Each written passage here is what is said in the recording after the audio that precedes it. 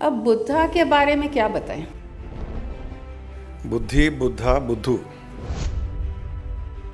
अगर कोई हमको गालियां देता है, चुप रहेंगे क्या? नहीं।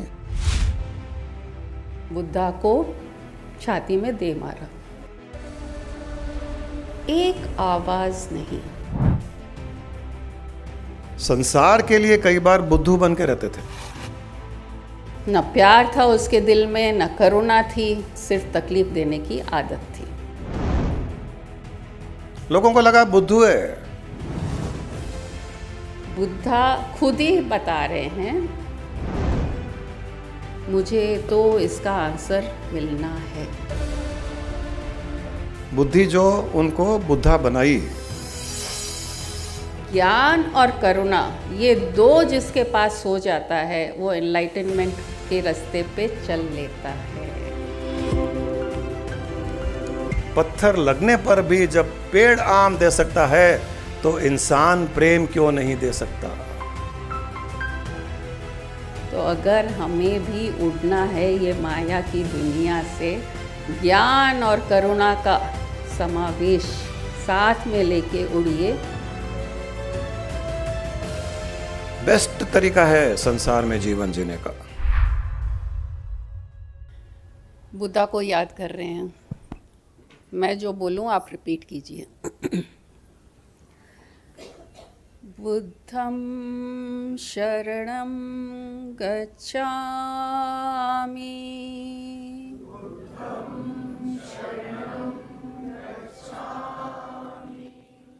धम्मं शरणं गच्छामि,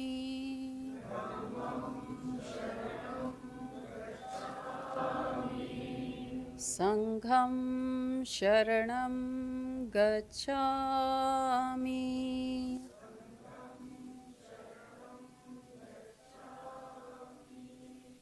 बुद्धं शरणं गच्छामि,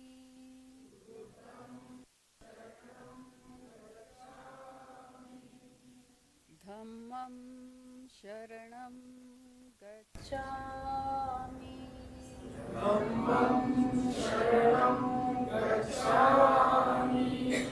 संघं शरणं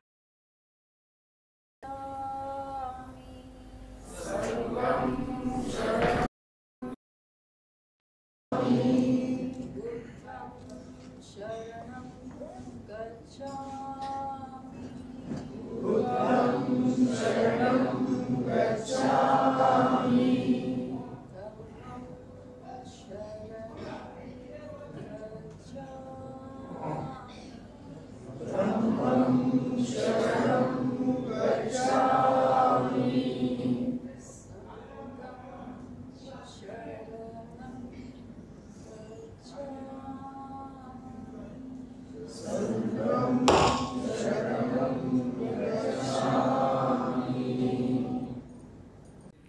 कि बुद्धा का जो टीचिंग है, मेडिटेशन, साइलेंस, ये ही उनका मेन फोकस रहा है बुद्ध भगवान का।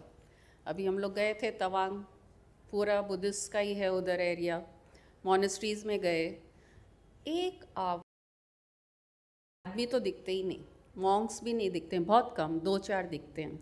लेकिन जहाँ अंदर गए, जहाँ बुद्धा का है मूर्ति है, दलाई लामा का है, इतना पीसफुल, आवाज़ एकदम नहीं। तो उनका जो टीचिंग है वो हम फील कर पाते हैं जब कोई भी मॉनेस्ट्री में जाते हैं कि मेडिटेशन और साइलेंस, उनका वही टीचिंग है। अब बुद्धा के बारे में क्या बताएं, सबको मालूम है उनकी स्टोरी। राजा के बेटे थे, राज्य छोड़ के चले गए जब उन्हें मालूम पड़ा कि दुख कितना खतरनाक है। उनको बचाया गया था, दुख के सीन से बचाया गया था। कोई का मरना वो नहीं देखे थे, कोई बीमार हो रहा है वो नहीं देखे थे। तो जो तकलीफ़ें की चीज़ें थी उनकी नज़र में नहीं आई जब तक वो बड़े नहीं हुए। और जब आई तो उनके माइंड में ऐसा हुआ कि ये क्यों है तकलीफ़, किस लिए है, मुझे तो इसका आंसर मिलना है। उनमें इतनी करुणा जागी। अब तक जो एक राजकुमार के जैसे सब ऐशो आराम एंजॉय कर रहे थे, ये जब देखे कि बुढ़ापा, बीमारी और मृत्यु ये इतना दुख दे सकता है, तब उनको समझ में आया कि अब तक हमने जो एंजॉय किया, मैंने जो एंजॉय किया, ये क्या है, ये तो कुछ भी नहीं है। लेकिन जब बुढ़ापा आएगा तो कितनी तकलीफ़ होएगी, जब बीमारी आएगी तो कितनी तकलीफ़ होगी, और जब मृत्यु आएगी तो कितनी तकलीफ़ होगी। इतनी करुणा उनमें जागी कि अब मुझे तो इसका रहस्य मालूम करना है और मुझे इससे ऊपर उठना है। वो करुणा उनके मन में जो आई, उनको एनलाइटनमेंट की तरफ ले गई। तो ज्ञान और करुणा ये दो जिसके पास हो जाता है, वो एनलाइटनमेंट के रास्ते पे चल लेता है।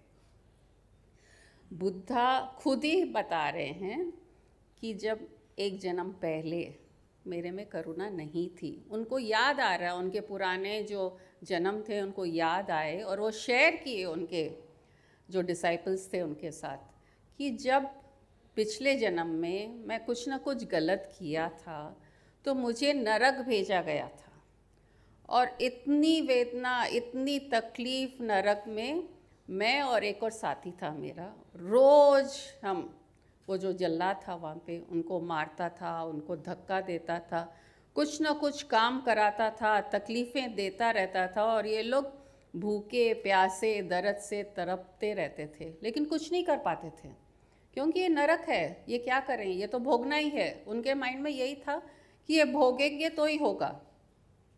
कई दिन तक ये किस्सा चलता गया, और एक दिन जल्लाद उनके दोस्त पे ज़्यादा ही तकलीफ़ें डाल रहा था।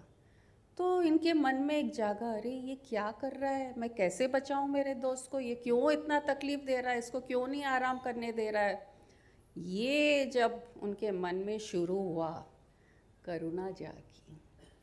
करुणा का जागते ही डर भी लगा कि अगर मैं कुछ कहूँगा उस जल्लाद से, मेरे को तो मार देगा, बहुत ज़्यादा तकलीफ़ देगा। सोचे, 2 बार सोचे, 3 बार सोचे, बोलूँ नहीं बोलूँ, लेकिन करुणा ऐसी चीज़ जागी कि बस अब तो बोलना ही पड़ेगा। करुणा का जब बर्थ हो जाता है ना, तब वो रुक नहीं पाती है, करुणा बहना शुरू कर लेती है। तो उनको लगा नहीं, अब मैं तो बोलूँगा ही, मेरे दोस्त को बचाना है। जल्लाद से कहता है, इसे छोड़ दो, इतना क्यों मार रहे हो, इसको आराम करने दो, कल फिर काम करा लेना। जल्लाद तो जल्लाद था, न प्यार था उसके दिल में, न करुणा थी, सिर्फ तकलीफ़ देने की आदत थी। वो बोला, तू चाहता है कि मैं इसे बचाऊं? मैं नहीं बचाने वाला। इतना गुस्सा आया जल्लाद को कि उसने बुद्धा को छाती में दे मारा। इतना तेज़ तीर से, वो कांटेदार तीर रहते थे उसके पास, उससे दे मारा, और बुद्धा वहीं मर जाते और मनुष्य योनि में आ जाते हैं जब वो बुद्धा बनते हैं। तो जब करुणा जागी उनमें, बुद्धा में, तो मनुष्य जीवन मिला और नरक से छुटकारा मिला। तो करुणा इतना एक इम्पॉर्टेंट चीज़ है कि हम में कभी भी करुणा फ्लो होते रहना चाहिए। कोई के प्रति भी इतनी करुणा दिखाना ही है ताकि हमारा उद्धार हो और सामने वाले का भी उद्धार हो। उसका दोस्त भी ऐसे ही किया। वो बोला, मैं अकेला क्या करूं? तो वो भी रेवोल्यूशन करके, वो भी करुणा, ठीक है वो गया ना मेरा दोस्त, मेरे को भी अब मरना है। वो भी उनके ऊपर गुस्सा करता है जल्लाद पे, तो जल्लाद उसको भी मार देता है, और ये वो भी मनुष्य योनि में आ जाता है। तो नरक के योनि से मनुष्य योनि, जहाँ एक नया जन्म, नया सोच, नई लाइफ जो उतनी भयानक नहीं है। तो करुणा और ज्ञान, ये दोनों जब साथ में चलते हैं, जो बुद्धा ने अपनी लाइफ में दिखाया है, जब उनके सामने वो दुख के सीन्स आए जिससे वो वंचित थे, उनमें एक करुणा जाग गई कि ये क्या है, ये क्यों हो रहा है, ये क्या है, ये मनुष्य को ये सब तकलीफ़ें सहन करनी पड़ेगी। मुझे तो इसका आंसर चाहिए कि सब इसके ऊपर से मैं उनको सबको ऐसा ज्ञान दूँ कि सब ये तकलीफ़ों से ऊपर रहे। तकलीफ़ रहेंगे, लेकिन इसको पार कैसे किया जाए वो मैं सीखना चाहता हूँ, समझना चाहता हूँ और पाना चाहता हूँ। चिड़िया को आप लोग देखे हैं ना, 2 पंख से उड़ती है, 2 पंख एक साइड, ये एक साइड। तो एक ज्ञान है और एक करुणा। और जब चिड़िया उड़ती है माया से दूर ऊपर, तो अगर हमें भी उड़ना है ये माया की दुनिया से, ज्ञान और करुणा का समावेश साथ में लेके उड़िए, तो ये जो दुनिया का दुख दर्द है हमको छू नहीं पाएगा। और बुद्धा मोस्टली अपने ज्ञान को या अपना जो भी उनको सिखाना होता था स्टोरीज़ के थ्रू बोलते थे। ज़्यादा व्यवहार पे भी था उनका, अच्छा व्यवहार, जो अब मेरे को समझ में आ रहा है कि मैं स्वामी जी से क्यों पूछती थी कि अच्छा व्यवहार क्यों इतना ज़रूरी है। अरे बुद्धा पहले ही सिखा दिए, वो ध्यान में नहीं है, स्कूल में उतना नहीं पढ़े ना ध्यान से। तो जब लाइफ में एक और गुरु मिले तब समझ में आया कि व्यवहार कितना इम्पोर्टेंट है। तो जब हमको गुरु मिलता है तो हमको ज्ञान भी मिलता है और करुणा का भी एक नया रूप गुरु में दिखता है। करुणा सागर परम गुरो, निरुपम महिमा निलय गुरो। गुरु एक करुणा का सागर है। तो वो हमको ये सिखाना चाहते हैं, हर गुरु, बुद्धा हो, महावीर हो या रामकृष्ण परमहंस हो, रमना महर्षि हो, कि करुणा का सागर क्रिएट करो, तभी हम ये दुनिया से पार हो सकते हैं, उस मोक्ष मुक्ति की ओर बढ़ सकते हैं। और एक और तरीका बुद्धा ने समझाया कि हर कोई मनुष्य जो भी हमारे सामने आता है, कोई भी सिचुएशन आता है, सब सोचते हैं कि मैं ही सही हूँ, परसेप्शन। तो उसमें एक कहानी बताते हैं वो कि एक राजा था और वहाँ पे काफ़ी फ्रिक्शन हो रहा था, कोई बोल रहा है मैं सही हूँ, कोई बोल रहा है मैं सही हूँ। तो राजा समझदार था, बुद्धा कहते हैं राजा बहुत समझदार था। तो उन्होंने मंत्री को कहा एक हाथी लेके आओ और इस शहर में जितने भी अंधे हैं लोग उनको लेके आ जाओ, अंधे लोगों को और हाथी को। हाथी लाया गया और अंधे लोगों को बुलाया गया। अब अंधे लोगों को, वो मंत्री अच्छा था, समझदार था वो भी, कोई को हाथ सिर पे लगवाया अंधे से, कोई को उसके दांत पे लगवाया, कोई को उसका जो सूंड है उस पे लगवाया, कोई को उसके पाँव पे लगवाया। अंधे हैं तो वो तो फील करेंगे ना, वो देख नहीं पाते हैं कि क्या है। एक एक पार्ट को एक एक अंधे से उनको समझने के लिए कहा, वो लोग समझ लिए। फिर राजा ने पूछा तुम लोग हाथी देख लियो, क्योंकि उनको शुरू में ही कहा गया कि अभी हाथी से परिचित हो रहे हो, तो अब बताओ हाथी कैसा है। तो कोई कहता है कि एक मटके के जैसा है, कोई कहता है वो सूंड है ना, वो जो हम खेती में यूज़ करते हैं वो है, प्लो है। कोई कहता है अरे दांत, वो एक हाथी ऐसा है कि उसको बस खोदने की चीज़ है ना, वैसे होती है। कोई कहता है अरे इतना स्टाउट है, वो पाँव को छुआ तो अरे इतना स्ट्रांग है वो। तो ऐसे अलग अलग लोगों से जब सुने, जो अंधे हैं, जो पूरा सीन नहीं देख पाते हैं, तब मनुष्य का एक नेचर सामने आया कि हर कोई अपने एंगल से सोच रहा है और कह रहा है। हमको वो समझना है, और अगर समझ में आता है एक्सेप्ट कर लीजिए, नहीं तो बस ये है कि हाँ भाई तुम भी सही हो, तुम भी सही हो, क्योंकि है तो सब हाथी ना, अलग अलग पार्ट है लेकिन है तो हाथी। तो वैसे ही सोच है, सबकी सोच अलग अलग है, तो परसेप्शन को भी नमस्कार करना चाहिए, क्योंकि सबकी सोच अलग अलग एंगल से है। इसलिए 360 डिग्रीज खाली एक गुरु बता सकता है। जैसे बुद्धा ने कहा कि ये ज्ञान कभी भी याद रखो, ज्ञान और करुणा, ये दोनों जब साथ में चलते हैं तो एक नई दुनिया क्रिएट होती है। अभी अपने हैदराबाद में ब्यूटी कॉन्टेस्ट चल रहा है, मिस वर्ल्ड। किसी ने देखा 4 मिनट जाके? कोई को इंटरेस्ट आया? आपने देखा? 4 मीनार लेके गए उनको, फिर अभी वारंगल लेके गए, वहाँ का जो फेमस मंदिर है, जहाँ जहाँ हेरिटेज प्रॉपर्टीज़ हैं वहाँ वॉक कराए हैं। उनके ड्रेसिंग को भी चेंज किया। जैसे वारंगल में हम मंदिर के पास गए तो उनको साड़ी पहनाया गया, वो खुद अपने पाँव धो रहे हैं। तो वो लोग इन्क्विजिटिव थे कि ये क्यों कर रहे हैं, बोले ये यहाँ का रिवाज है, इससे ऐसा शुद्धता होता है, वो एक्सेप्ट करें।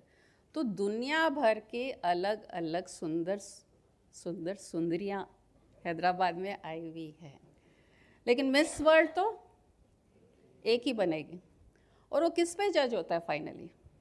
अलग अलग कलर भी हैं, कोई सांवला भी है, कोई गोरा है, तो कोई गेरुआ रंग का है, गेहुआ रंग का। शेप्स अलग, स्टाइल अलग, बोलना अलग, लैंग्वेज अलग, लेकिन चूज़ होता है मिस वर्ल्ड इन सब से एक ही। वैसे ही मोक्ष एनलाइटमेंट जो ज्ञान और कंपैशन के साथ चलता है, वो एक ही एनलाइटनमेंट पा सकता है। और मिस वर्ल्ड का मेन जो है उनका कि किस पे जज होंगे, वो उनकी सोच, उनका नॉलेज और उनका आउटलुक टुवर्ड्स द वर्ल्ड। तो ये भी हमको आज दर्शा रहा है कि अगर दुनिया में कुछ होना है, कंपैशन भी चाहिए, ज्ञान भी चाहिए, और नज़रिया भी, जो ये परसेप्शन की बात हुई, वो अलग अलग चाहिए। सरस्वती का भी आज पुष्करलू शुरू हो रहा है। पेपर पढ़ते ना तो ये सब न्यूज़ आ जाता है सामने।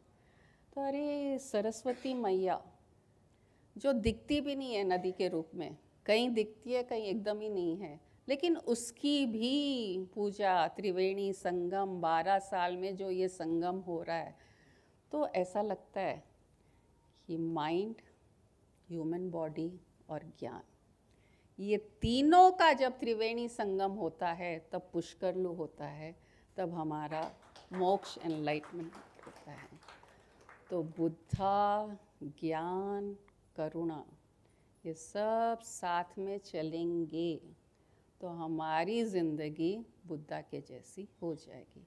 हम दूसरों को खुशियाँ दे सकेंगे, हम ज्ञान दे सकेंगे, दूसरों की तकलीफ़ों को समझ सकेंगे, और परसेप्शन वाइज जब कोई कुछ कहता है तो उसको समझ में आ जाएगा कि हाँ, उसका नज़रिया सही है, मैंने जो सोचा वो अलग तरीके से सोचा। तो ये आज याद रख लीजिए, तीनों चीज़ें। मिस वर्ल्ड बनना है तो आप वो बन सकते हैं, सरस्वती मैया की पूजा करनी है तो वो भी कीजिए, क्योंकि ज्ञान ही एक ऐसी चीज़ है जो हमारी नैया पार लगा सकती है। ब्यूटी होने से भी कुछ नहीं है। रामकृष्ण परमहंस ब्यूटीफुल थे क्या? लेकिन ज्ञान था ना, सब प्यार करते थे, सब उनके रूप से प्रभावित थे। मदर टेरेसा करुणा की मैया, और सब उनको इतना प्रेम करते थे। तो beauty lies in the eyes of the beholder, और वो इनसाइड ब्यूटी है। तो ज्ञान और करुणा कभी भी ध्यान में रखिए, बुद्धा को याद कीजिए और आगे बढ़ते जाइए। मैं जब भी बुद्धा को याद करता हूँ ना, तो बुद्धा के जगह 3 शब्द याद आते हैं मुझे, बुद्धि, बुद्धा, बुद्धू।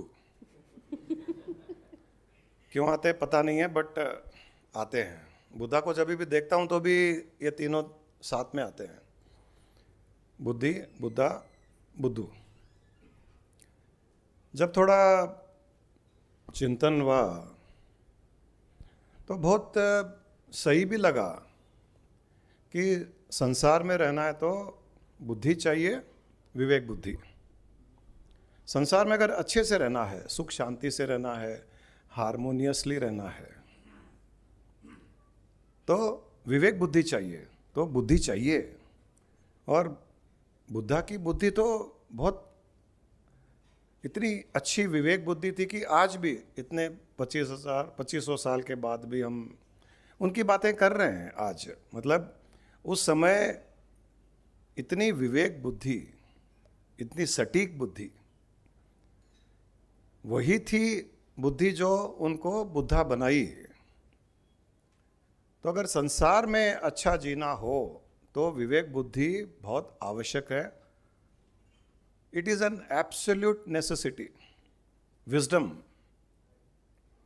बुद्धि चाहिए, बुद्धा के जैसे रहना है और बुद्धू बन के रहना है। यहाँ पर बुद्धू का भी बहुत एक फैक्ट है।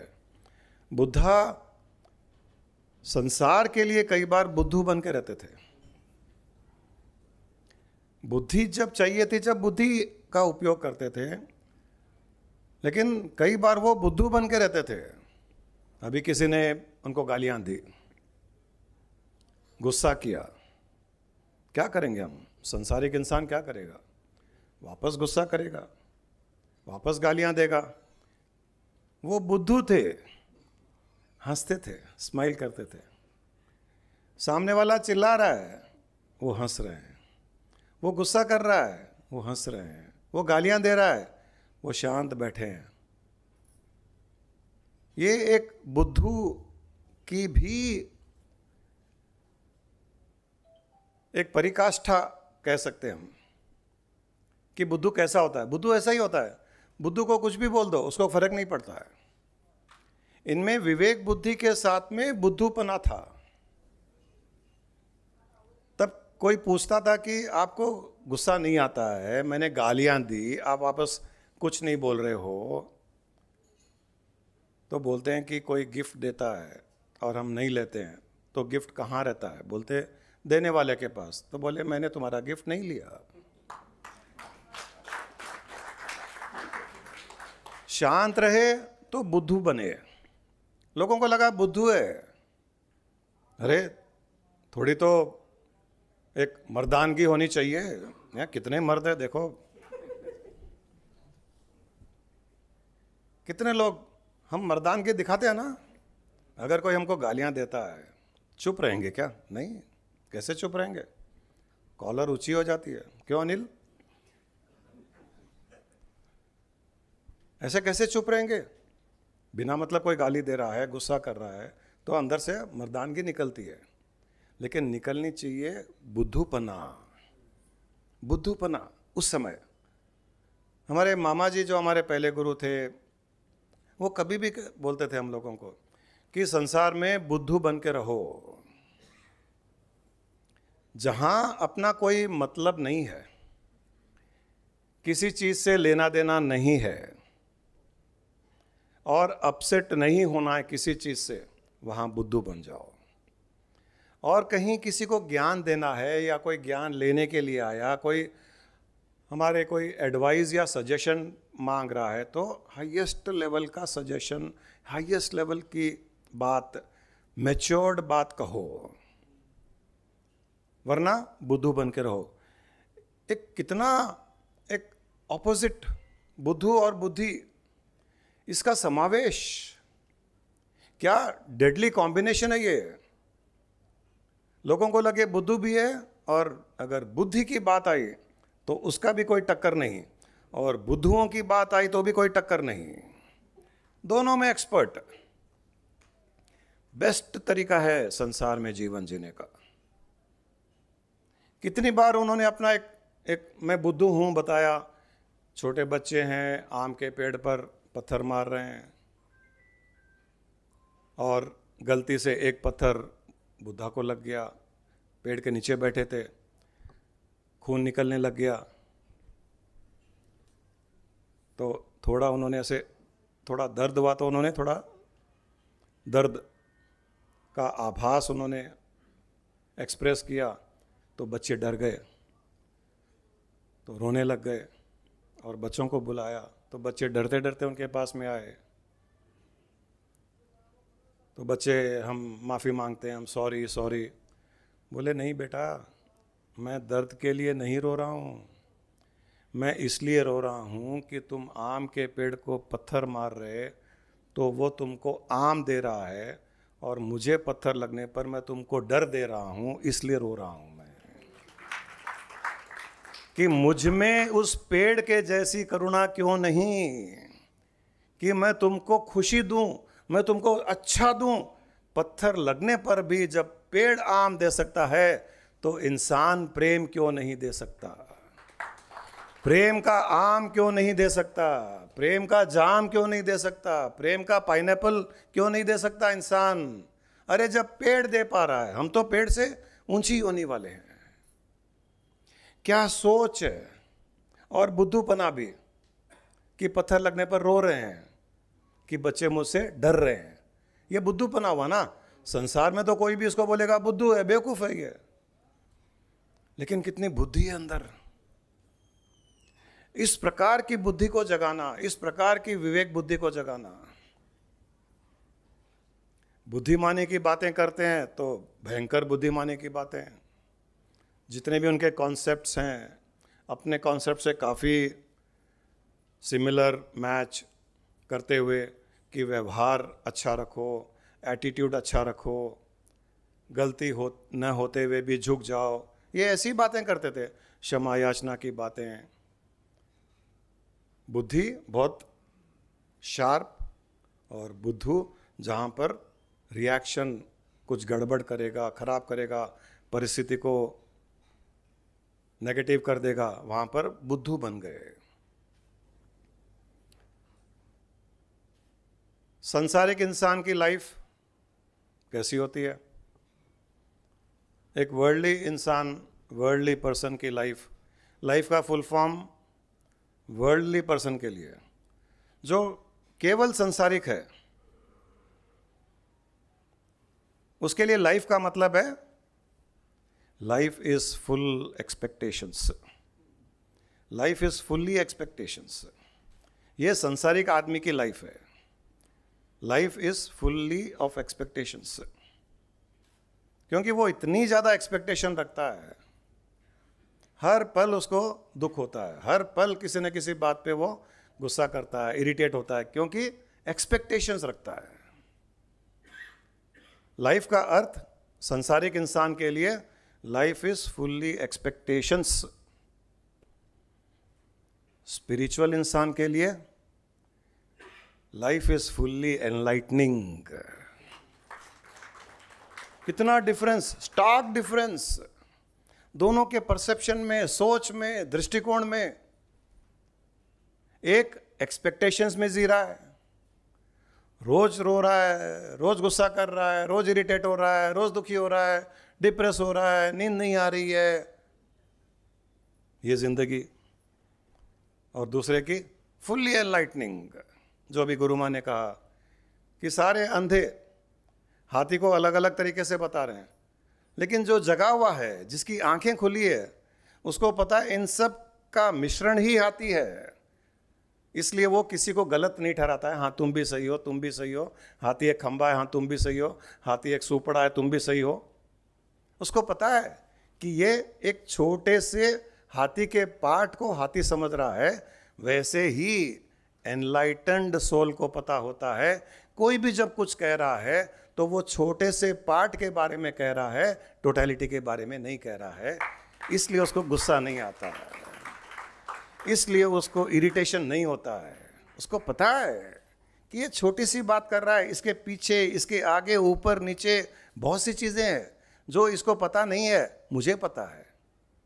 तो लाइफ इज फुल्ली एनलाइटनिंग, जो जीता है वो सुख शांति से जीता है। लाइफ इज फुल्ली एक्सपेक्टेशंस, जो जीता है वो दुख दर्द से भरा हुआ जीवन जीता है। वैसे ही अगर हिंदी में जीवन को लिया जाए कि जीवन का फुल फॉर्म क्या है, तो संसारिक इंसान जीव वेदना नफरत से भरा हुआ, उसको जीवन कहते हैं। जीवन का अर्थ है जीव वेदना नफरत से भरा हुआ जो जीवन जीता है वो संसारिक जीवन होता है।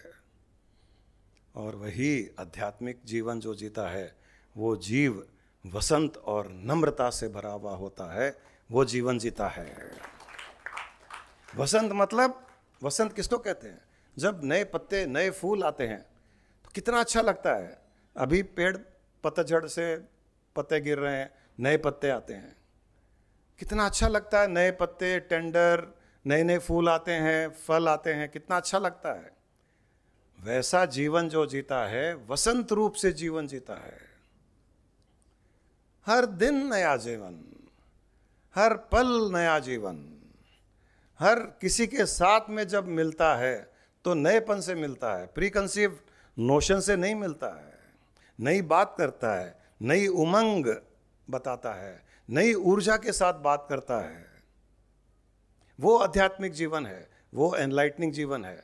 वैसा जीवन जीना चाहिए। कुछ भी हो रहा होगा जीवन में, उससे कुछ फर्क नहीं पड़ता है।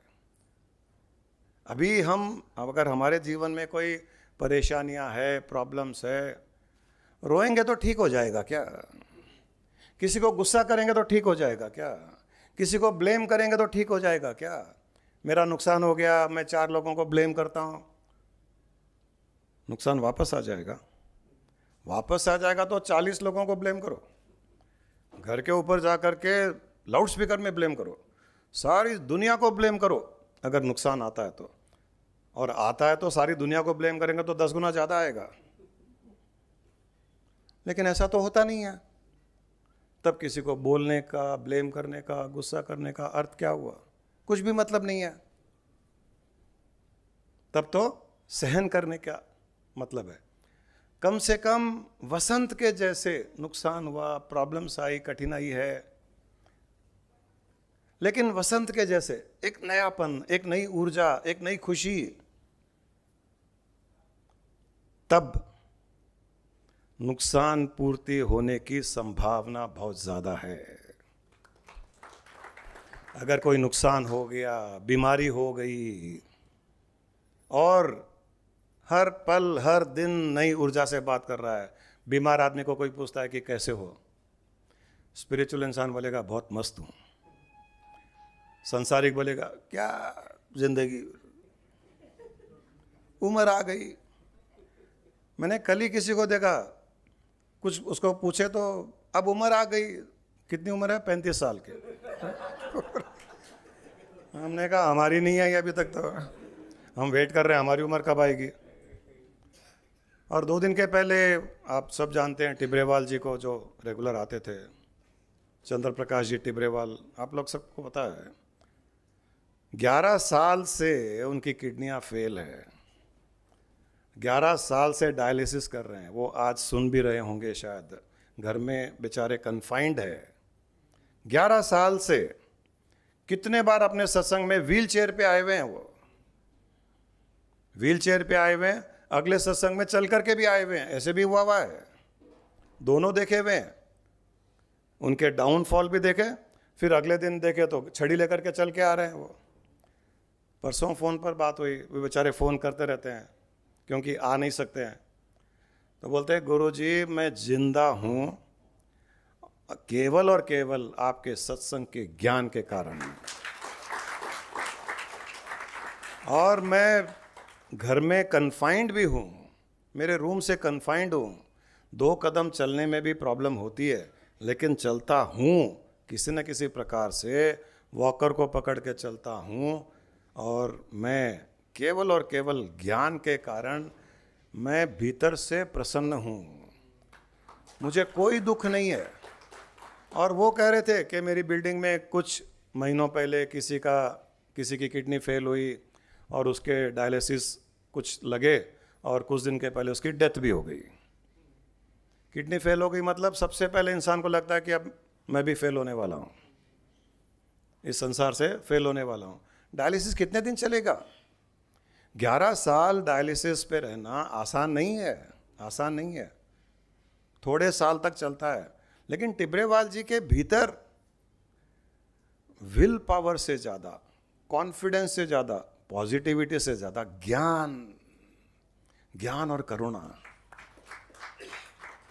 ये ज्ञान मतलब आत्मभाव, सब में ब्रह्म के दर्शन, ईश्वर के दर्शन, हर पल एक स्माइल करना। फ़ोन पे बात करते हैं तो हंसते हुए बात करते हैं बेचारे, इतना अच्छा लगता है उनसे बात करना, इतना अच्छा लगता है कि जीव ऐसा होना चाहिए। हमने कई लोगों को कहा है, कई लोग कहते हैं हमको गुरुजी ज़िंदगी अच्छी चल रही है ना। कुछ लोगों की ज़िंदगी बहुत अच्छी चलती है। किसी ने अच्छा कहा था एक वाइफ के बारे में कि 2 प्रकार की वाइफ्स होती है। ऐसे बीच में कोई जोक याद आ जाता है मुझे।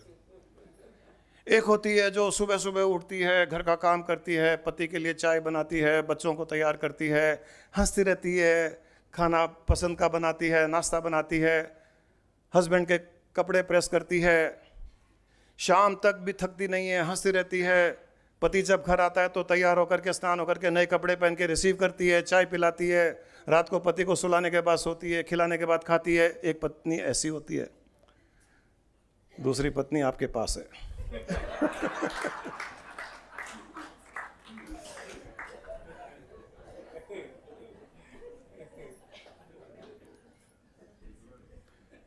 क्या बात कर रहा था मैं भूल ही गया।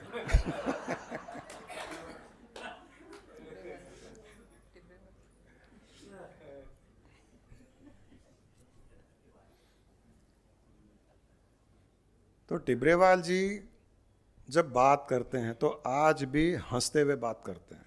तो मुझे कई लोगों ने जो पूछा, जो मैं कह रहा था, या कुछ लोग, कि गुरुजी जिंदगी अच्छी चल रही है ना, सब चीज़ ठीक है, तो ये सब एनलाइटनमेंट, स्पिरिचुअलिटी, ज्ञान, सत्संग की आवश्यकता है क्या?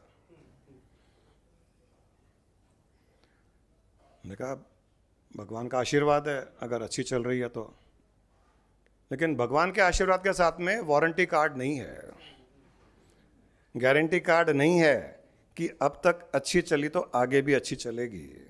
कोई गारंटी कार्ड, वारंटी कार्ड भगवान देता ही नहीं है। उसको पता है देंगे तो सब गलत क्लेम भी करेंगे कई लोग। तो अच्छा चलते हुए भी बहुत अच्छी नहीं चल रही है, बुरी चल रही है, आपने वारंटी दिया, गारंटी दिया।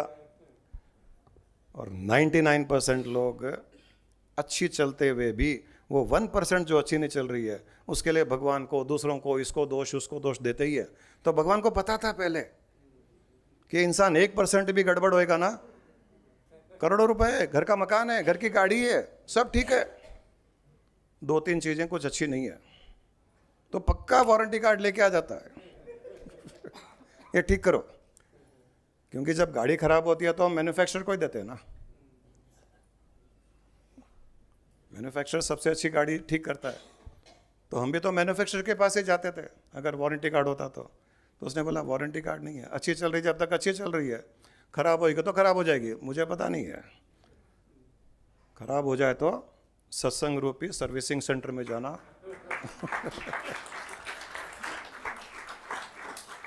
बार बार फैक्ट्री में गाड़ी कैसे मंगाएगा? तो मारुति ने भी हर गली गली में सत्संग, ये सर्विसिंग सेंटर खोल दिए। वैसे भगवान भी थोड़ा चालाकी कर करके थोड़े गुरुओं को भेज दिया, कभी कहीं किसी गुरु, कहीं अलग अलग शहर में, अलग अलग गलियों में, अलग अलग मोहल्लों में है, हज़ारों लाखों गुरु है। चाहिए ना, जितनी गाड़ियाँ हैं, हर 100-200 लोगों के बीच में एक गुरु चाहिए, हर 100-200 गाड़ी के बीच में एक सर्विसिंग सेंटर चाहिए। तो ये कोई गारंटी नहीं है कि लाइफ अच्छी चल रही है तो अच्छी चलेगी, लेकिन अच्छी चल सकती है अगर हम ज्ञान से भरे हुए हैं तो। हमारे हाथ में है अच्छी चलना या नहीं चलना। अच्छी चलना या नहीं चलना का मतलब क्या है? परिस्थितियों से हम ये डिसाइड नहीं करते हैं कि लाइफ अच्छी है या बुरी है। नहीं नहीं, वो परिस्थितियां है। हमारी फील अच्छी चल रही है मतलब हम खुश है। आज टिब्रेवाल जी की जब मैं बात कर रहा हूँ, उनकी लाइफ अच्छी चल रही है।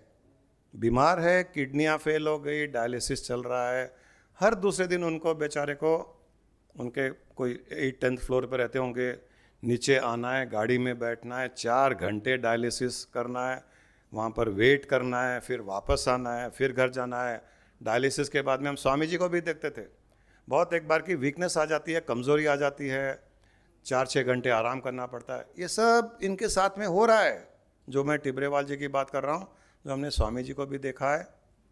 लेकिन अभी भी बेचारे हंसते रहते हैं, बोलते हैं कि मैं जब हॉस्पिटल जाता हूँ तो वहाँ सब जान पहचान के हो गए, तो उन सब से हंसते हैं, बात करते हैं, तो उनको भी बहुत अच्छा लगता है। और उनको जो अच्छा लगता है, ये जब अच्छी बातें करते हैं, हमको भी कोई बीमार आदमी जब अच्छी बात करता है और अपनी बीमारी का रोना नहीं रोता है, तो हमारे मन से उसके लिए दुआ निकलती है, हमारे मन में एक करुणा जागती है, एक प्रेम प्रकट होता है कि इस इंसान की बीमारी ठीक हो जाए, क्योंकि इतना अच्छा इंसान है। ऐसे इंसान चाहिए।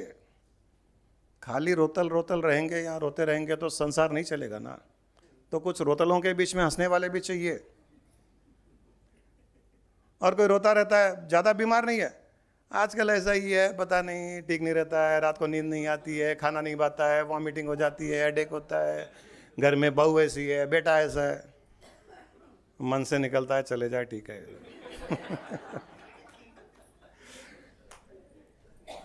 वो चले जाए, इसलिए एक यहाँ सुख शांति हो जाए, दूसरा जो ऊपर जो बैठा है वो सुख शांति से बैठा है, उसकी सुख शांति भी पसंद नहीं आती है।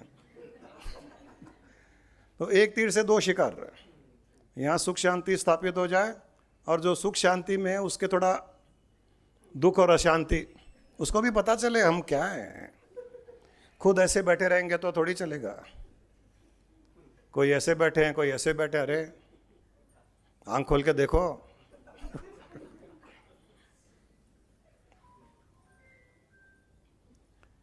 जीवन जीने की कला सीखनी पड़ेगी और उसके लिए अपने फीलिंग को, अपनी भावनाओं को ज्ञान के द्वारा वसंत एक रूप उसको देना पड़ेगा, जिससे वो हर पल एक नयापन उसमें दिखे। कल हुआ होगा, कल बीमार हुए होंगे, हेडेक हुआ होगा, किसी से खिटपिट हो गई होगी, सब कुछ हुआ होगा, लेकिन वो तो गया ना, बीत गया ना। कल जो बीत गया वो तो बीत गया। अरे आपका पिछला जन्म भी तो बीत गया। अगर हमको पिछला जन्म याद रहता,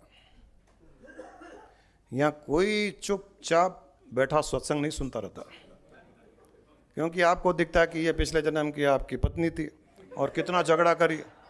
इनको दिखता कि वो जो थी वो जो है पिछले जन्म में वो था भाई, और उसने इतना धोखा दिया, अब उसको देखिए अच्छा धोखा दिया पिछले जन्म में। अब एक दूसरे को यही दिखेगा, सब तलवार निकाल करके खड़े हो जाएंगे। सत्संग तो गुरु को करने दो, अपना बदला चुकाओ। तो भगवान ने बहुत अच्छा किया कि पिछला जन्म याद नहीं है। सही कहता हूं आपको। एक बार एक गुरु ने भी बहुत अच्छी बात कही कि आपको पिछला जन्म याद होता तो आप पागल हो जाते। आपकी पत्नियां पिछले जन्म में किसके किसके साथ रही, क्या क्या करी, क्या क्या नहीं करी, और अभी किस किस रूप में आसपास में है, देखोगे तो पागल हो जाओगे। तो भगवान ने जो अच्छा काम किया कि पिछला जन्म हमको याद नहीं है, जिससे हम इस जीवन में एक नयापन, एक नए जीवन, एक नई सोच, बिना पिछला जन्म याद किए हमारा अकाउंट सेटलमेंट हो रहा है, इसमें कोई डाउट नहीं है। जिसके साथ में हमारा कर्मों का संबंध था, अकाउंट सेटलमेंट हो रहा है, लेकिन बिना जानकारी के कि वो कौन था या ये कौन था या वो कौन थी। अगर इसी को ही हम थोड़ा सा एक्सटेंड करें, एक प्रोग्रेस, भगवान ने एक अच्छी चीज़ बनाई है। अच्छी चीज़ बनाई मतलब वहाँ से हमको उसको आगे ले जाना चाहिए ना। कोई भी चीज़ अच्छी होती है तो हमको आगे का सोचना चाहिए। अभी आज से 25 साल 40 साल पहले कंप्यूटर आया, बड़े बड़े कंप्यूटर थे। फिर हमको याद है, हम 80s में कंप्यूटर लिए थे हमारे ऑफिस में। कितने साल हो गए? Almost 40-45 years. आप बिलीव नहीं करोगे, उसके बटन को हाथ लगाने में डर लगता था, क्या लगाए क्या आएगा सामने। कंप्यूटर, उसका प्रोग्रामिंग, कोई लोग ही नहीं थे, जानते ही नहीं थे कुछ भी। 80s की बात कर रहा हूँ मैं। और हमने अकाउंट्स कंप्यूटर में डाले तो हमारे पिताजी ने बोला मैं कंप्यूटर पे भरोसा नहीं करता। तो 4 साल तक तो मैनुअल अकाउंट और कंप्यूटराइज अकाउंट दोनों साथ में चलते थे, और मोस्टली कंप्यूटर में ही गलती निकालते थे। मैनुअल ठीक था क्योंकि 100 सालों से कर रहे हैं। लेकिन धीरे धीरे कंप्यूटर परफेक्ट हुआ, फिर आगे चल करके लैपटॉप आए, फिर आगे चल करके फ़ोन आए, अब स्मार्टफोन आ गया, एआई आ गया। कितना प्रोग्रेशन है। किसी ने, बनाने वाले ने शुरू में कुछ बनाया, लेकिन हमारी जिम्मेदारी है कि उसको प्रोग्रेस करना। वैसे ही ईश्वर ने एक सिस्टम बनाया कि पिछला जन्म याद नहीं रहे, आपका ये जन्म अच्छा चले। उसमें प्रोग्रेशन ये है, एआई आत्मिक इंटेलिजेंस ये है कि हमको रोज का रोज उस दिन की परिस्थितियाँ, जो कुछ हुआ उसको भूल करके अगले दिन नया जीवन के जैसे जीना चाहिए। जो बीत गया उसको भूलते जाओ, जो जन्म गया उसको भूलते हैं ना, वो हमारे पास ऑप्शन नहीं है। भगवान ने वो ऑप्शन अपने पास रख लिया कि तुमको याद नहीं आने दूंगा। कुछ लोग करते हैं पास्ट लाइफ रिग्रेशन, ये रिग्रेशन वो रिग्रेशन, बेवकूफ़ बनाते हैं, बुद्धू बनाते हैं। किसी को याद नहीं रहता है पास्ट जन्म। तो वैसे ही past day, why should you remember? पिछला जन्म याद नहीं है तो पिछला दिन क्यों याद रखते हो? उसको भी पिछला जन्म सोच करके भूल जाओ ना। फिर नया जन्म, फिर एक नया जन्म। घर वाले ही है, पूछ सकते हो, हेलो आप कौन है, कहाँ से आए? अब हाँ नए नए दिख रहे हो, अच्छी लग रही है तो बैठिए, क्या खाएंगे क्या पिएंगे, कैसी भी हो नई अच्छी लगती है। वसंत ऋतु। हमारे घर के सामने, खिड़की के सामने कबूतर रोज दिखता है, तो रोज कबूतरी रहती है उसके साथ में। तो गुरु माँ ने एक बार क्या है, देखिए कितना प्यार करते हैं दोनों। मैंने कहा तुमको पता नहीं है, वो कबूतर रोज नई कबूतरी इनको लाता है।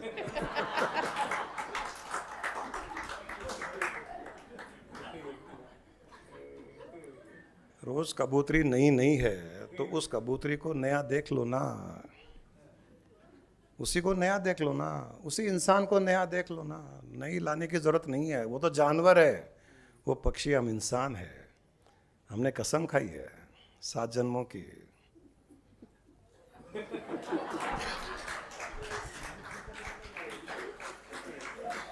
ये कौन सा है पता नहीं है, मुझे तो पता है। आप लोगों को एक बार बताया था कि कैसे पता करना है कि ये 7वां है। कई लोग पूछते हैं, पंडितों को पूछते हैं, आपने बोला 7 होते हैं तो ये कौन सा है, पहला है, दूसरा है, तीसरा है, चौथा है?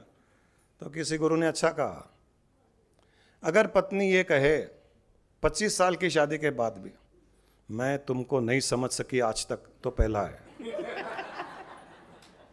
और पत्नी कहे कि मैं तुम्हारी रग रग से पहचानती हूं, तुमको रग रग से जानती हूं, तो 7वां है। और बीच में बोले कभी लगता है जानती हूं, कभी लगता है कुछ नहीं जानती है, तो बीच वाला है, तीसरा, चौथा, 5वां होगा। तो ये स्केल है जानने का। नयापन कभी भी लुभाता है, वसंत ऋतु लुभाती है। वसंत ऋतु के पहले जब पेड़ देखते हैं ना, जब पतझड़ आता है, फॉल, बहुत गंदे लगते हैं, सूखे पत्ते, ड्राई, डार्क कलर उनका अच्छा नहीं लगता है, इतना अच्छा नहीं लगता है जितना जब वो पत्ते झड़ करके नए पत्ते आते ना, इतना सुंदर उसका कलर, इतना टेंडर, ट्रांसपेरेंट होता है, फूल भी एकदम टेंडर होते हैं। ये नेचर में तो नेचुरल है, नेचर के पास में ऑप्शन नहीं है, नेचुरल है। हमारे पास में ऑप्शन है। हम रोज चाहे तो रोज या दिन में 4 बार भी अपने ही रिश्तेदारों को, अपने ही लोगों को, अपने ही परिवार वालों को वहां से शुरू करते हुए उनमें एक नयापन देख सकते हैं। सुबह कुछ बातचीत हुई होगी, कुछ अनबन हुई होगी, 2 घंटे के बाद में आप स्माइल करके कुछ बोल सकते हो। लेडीज तो करती है, लेडीज सब एनलाइटेंड है, आदमियों को एनलाइटन होना है। औरत झगड़ा कर लेगी, आधे घंटे बाद में स्माइल करके कैसे हो, क्या खाओगे, आदमी बोलता है अक्ल नहीं है, सुबह इतना जोर जोर से बोल रही थी, मेरे इतनी चिल्ला रही थी, मेरे फैमिली मेम्बर्स को, माँ बाप को गालियाँ दे रही थी, दादा दादी तक, क्योंकि जब वो बोलती है तो कहीं भी पहुँच सकती है। एनलाइटेंड है, इन्फिनिट है। सो हम सोचते हैं कितना बोलना, क्या बोलना। किसी ने मुझे पूछा कि गुरुजी, आदमी ने पूछा कि मुझे कैसे पता चलता है कि मेरे में क्या कमियां हैं, क्या गलतियां करता हूं। मेरे में बहुत सी कमियां होगी, गलतियां होगी, कैसे पता चलेगा? मैंने कहा अपनी पत्नी की एक गलती उसको सुना दो, सारी गलतियां तुम्हारी बाहर आ जाएगी। और अपने माँ बाप की गलतियां, दादा दादी की गलतियां, पुरखों की, पूर्वजों की गलतियां जानना हो, उसके पेरेंट्स की एक गलती सुना दो, सारा कत्ता चिट्टा खुल जाएगा। बट फैक्ट है ये, लेडीज बहुत ज़्यादा देर तक अपने अंदर उस चीज़ को नहीं रख सकती है। इमोशनल होगी, रो लेगी, गुस्सा कर लेगी, उतनी ही जल्दी वो शांत भी हो जाएगी। हमको ये सीखना है लेडीज से। मैं इसको लेडीज की एक बहुत बड़ी स्ट्रेंथ मानता हूँ, जो अक्सर हस्बैंड्स स्ट्रेंथ नहीं मानते। ये ऐसी है, बुद्धू है, बेवकूफ है। हाँ, बुद्धू है, बेवकूफ है, कैरेक्टर नहीं है। मतलब ये सोचते हैं जिसमें कैरेक्टर है वो इंसान 10 दिन तक वो याद रखे बात को, 1 महीने तक भूले नहीं, 10 साल तक दुश्मनी रखे, उसको कैरेक्टर बोलते हैं। हम इसको कैरेक्टरलेस बोलते हैं। ये कैरेक्टर है। अरे मौसम बदल गया, आज तो सुबह सुबह बारिश हो गई हैदराबाद में, हमारे घर के आसपास तो हुई थी, 5 मिनट में धूप भी निकल गई, 10 मिनट के बाद देखे तो जमीन में कोई बारिश का हिसाब किताब ही नहीं है, एक भी ड्रॉप नहीं है। अरे कहाँ गया?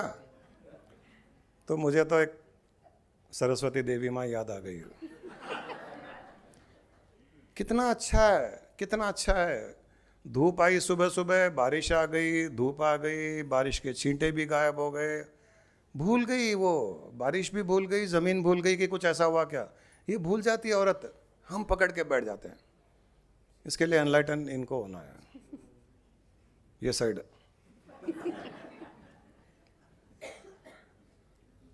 रोज सुबह जो एनलाइटेंड है उनको प्रणाम करो।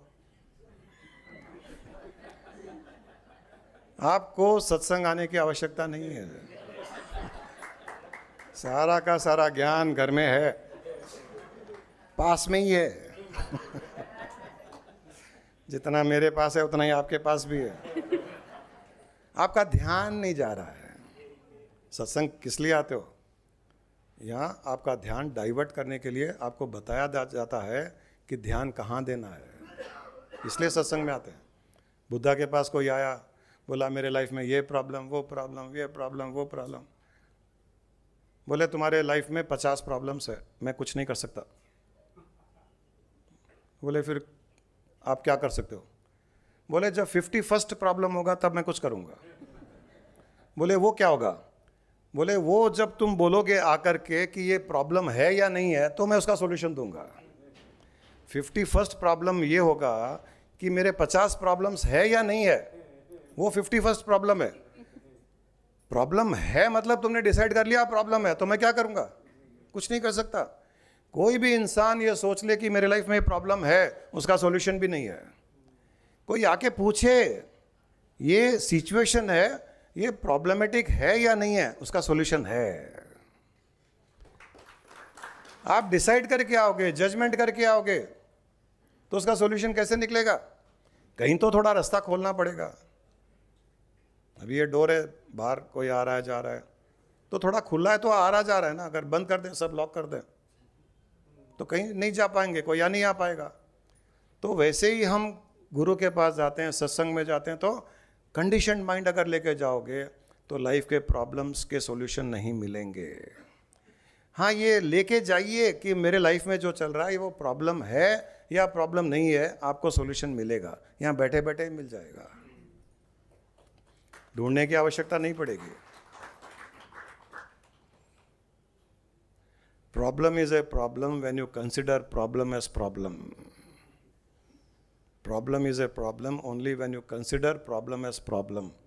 Otherwise, problem is not a problem if you don't consider problem as problem. Simple. Problem आया, हंस दो। वो कहते ना कि डर लगे तो गाना गा।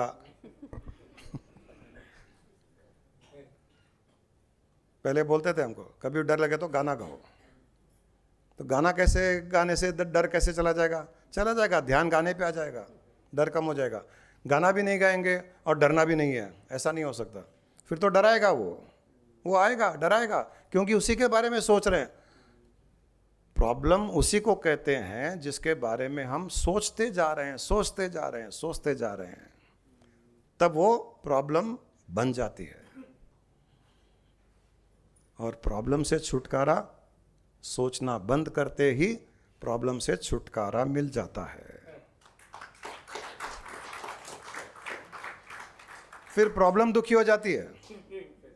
अरे प्रॉब्लम लेके आया, इसको चिंता ही नहीं है, ध्यान ही नहीं दे रहा है, बेकार आदमी है, लेकिन उसको अटेंशन तो चाहिए, अट्रैक्शन चाहिए उसको प्रॉब्लम को। और प्रॉब्लम रह करके वो, जैसे वो पिक्चरों में दिखाते ना, वो सफ़ेद साड़ी पहन करके वो एक बड़ी मोमबत्ती, बाल खुले, कौन सा गाना गाते गाते चल रही है, तो डर लगता है। जिसको डर नहीं लगता है ना, तब वही प्रेत सुंदर लड़की बन करके प्रकट हो जाती है। जिसको डर नहीं लगता है, जिसको डर लगता है वो पीछे से देखते हैं, और जिसको बहुत ज़्यादा डर लगता है वो मूर्ति है तो एकदम भयानक चेहरा होता है। लेकिन जो डरता नहीं है हंसते रहता है, उसके पीछे पीछे चलता है, बहुत अच्छी है, मस्त, तो जब पलटती है तो बहुत सुंदर पलटती है वो। तो प्रॉब्लम भी वैसे ही, जब डरोगे नहीं तो वो पलट करके एक सुंदर सॉल्यूशन बन के सामने आएगा, आपकी लाइफ में 4 चांद लगा देगा। Problem itself will become a solution. Problem में सॉल्यूशन भी है, क्योंकि आज तक कोई ताला नहीं बना जिसकी चाबी नहीं बनी। ताला बनता ही नहीं बिना चाबी के। तो वैसे ही कोई प्रॉब्लम नहीं बनी जिसका सॉल्यूशन नहीं है, और सॉल्यूशन भी प्रॉब्लम के भीतर ही है। प्रॉब्लम पे स्माइल कीजिए, हम तो करते हैं। एक आदमी सत्संग से गया, बैठा सोफा पर, इतने में पत्नी आई, बोले क्या लोगे, उठ के भाग गया। तो बोले क्या हुआ, बोले सत्संग में सुना था प्रॉब्लम के पास नहीं बैठना।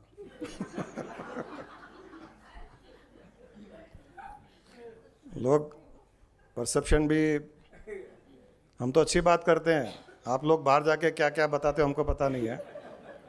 सही बात बताया करो, ऐसे गड़बड़ मत करा करो। एनीवे, बुद्धि, बुद्धा, बुद्धू, ये याद रखना, ये याद रखना बहुत काम आएगा, जीवन की हर परिस्थिति में काम आएगा। विवेक बुद्धि भीतर भरी होनी चाहिए, भीतर। जब उसको दिखाना हो, प्रकट करना हो, उसको प्रकट करो। विवेक बुद्धि को बड़ बड़ नहीं, विवेक बुद्धि। विवेक बुद्धि short, crisp, apt to the situation, striking होती है, विवेक बुद्धि उसको कहते हैं।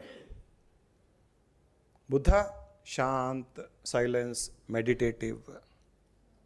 और बुद्धू बिना मतलब की बातें हो रही है, क्या है, राहुल गांधी ऐसे बोला, मोदी जी ऐसे बोले, न्यूज़ पढ़ा, ऐसे हुआ, वॉर ख़त्म हो गया, वॉर चलेगा, यहाँ नहीं करना, ये नहीं करना, वो नहीं करना।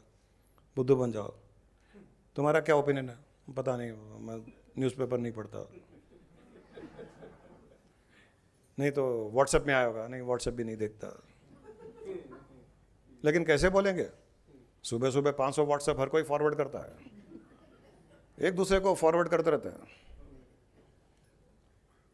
बुद्धू बन के रहोगे ना तो ज़्यादा संसारिक झमेलों में नहीं पड़ोगे, लोग ज़्यादा यहाँ की वहाँ की फालतू बातें नहीं करेंगे, और इनको पता चल जाएगा कि ये फालतू बातें नहीं करेगा, तब आके अच्छा क्या बात हुई, तुम्हारे गुरु क्या बोलते हैं, सत्संग में क्या बात हुई, तब जाग जाओ, पता है क्या हुआ, अरे अभी तो ऐसे बन के बैठा था बुद्धू के जैसे। तो लोगों को पता होना चाहिए कि इसका इंटरेस्ट किस सब्जेक्ट में है, ये फालतू बातें नहीं करेगा, ये बिना मतलब की बातें नहीं करेगा।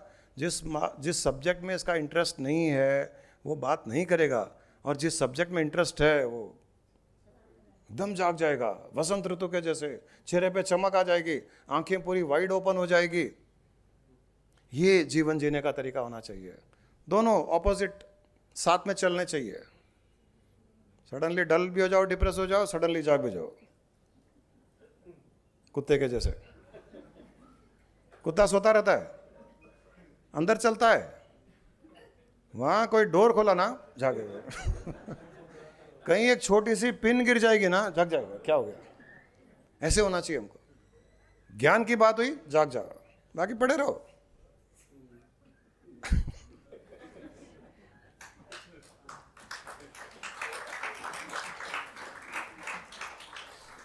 चलिए। I am neither the body nor the senses. I am not the mind, nor the wisdom. Pure consciousness I am. I am the formless Chidananda Rupo. Shivoham, Shivoham, Chidananda Rupo. Shivoham, Shivoham. I am not in bondage nor seeking liberation. I am not in tension nor in the stress. Pure consciousness I am. I am the formless Chidananda Rupo. Shivoham, Shivoham, Chidananda Rupo. Shivoham, Shivoham. I am the creator, I am the creation.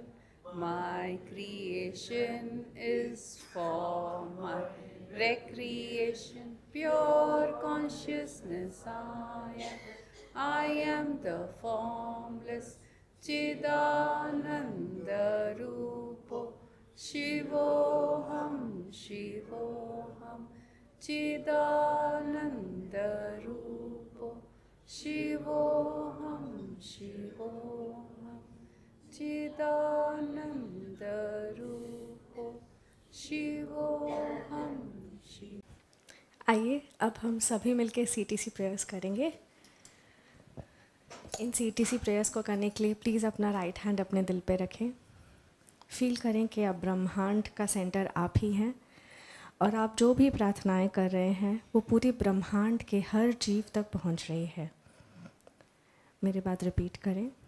May all the souls be happy and peaceful. Loka samasta sukhino bhavantu. May all the souls please forgive me. Loka samasta क्षमा याचे. May all the souls be forgiven. Loka samasta क्षमा karomi. I love all the souls unconditionally. Loka samasta niswarth prema. We are all children of one divine God. Loka samasta Parabrahma Rupa.